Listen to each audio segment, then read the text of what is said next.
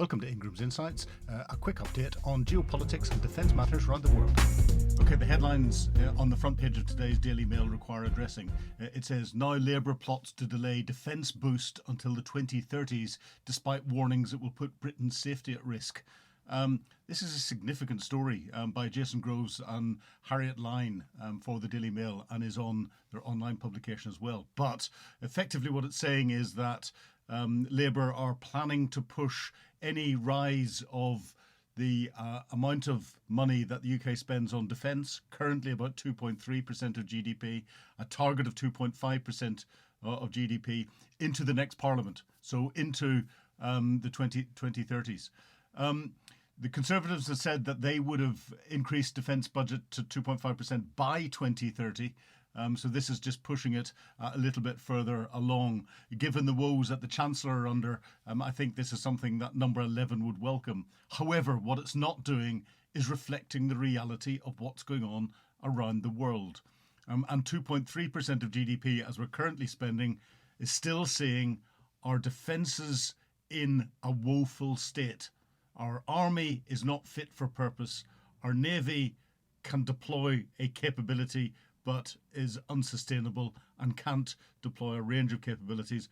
And our Air Force is woefully inadequate. So it's time that the government sat up and realised what is going on. And that realisation is going to come to the fore even more on the 20th of January, because Donald Trump has already stood up and said that he expects NATO nations to pay 5% of GDP towards defence. That will send shivers down Rachel Reeves' spine, or it should do if she was actually connected to what is going on around the world. I don't think Donald Trump actually means that he's going to push NATO nations to 5% of GDP, because the US is currently only spending about 3.2% itself, which is still over $900 billion. But we have to recognise that whenever you look at US figures, it's focused not just on North Atlantic, but actually its bigger focus is the Pacific region as well. It's got a massive area that it's focusing on with its defence budget. So, in North Atlantic, it's probably spending much less than 2.5% of its GDP on what's going on in that area. However, I think what Donald Trump will do is try and force NATO nations to not go to 5%. We'll use that as a threat. It's a businessman's approach. Threaten that, negotiate to that, and he'll negotiate to a lower number of 3%. We're already hearing those calls coming out of the new Secretary General for NATO, Mark Rutte, and he has said 3% is a target. Again, this is where the Strategic Defence Review in the UK needs to be looking at the reality first as an ambition, and then set the targets on a path to that reality.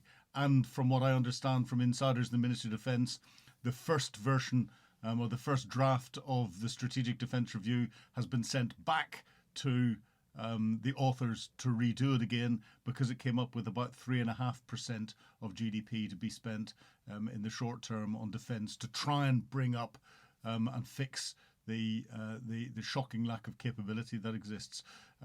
The answer is not reality. The answer is some path to 2.5% now, looking at 2030. That's just not going to wash. We're seeing our current government becoming more and more disengaged with the reality of what is going on around the world from a threat perspective and from a reality with our closest and most valuable partner, the United States, when Donald Trump comes in. I think what Donald Trump is trying to do is to get the European NATO nations and Canada spends significantly less than 2% of its GDP on defence, hence why I think Trump is threatening to make Canada the 51st state of the United States.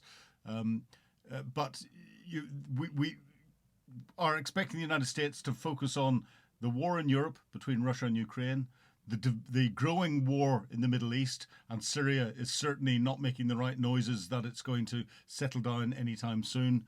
And then the growing tensions in Southeast Asia. America's priorities are Southeast Asia 1, Middle East 2, Europe 3.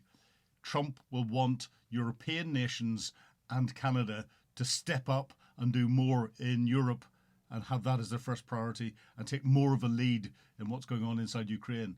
I just wish our politicians would wake up and realise that. Money being spent on defence is good for the economy. It will get the Chancellor what she wants in terms of growth, because if we have a UK first approach to spending in defence, that means that SMEs, as well as the large primes, will have the money spent on them. Even if it's going into the large primes, they will subcontract out, and that means it goes to SMEs as well.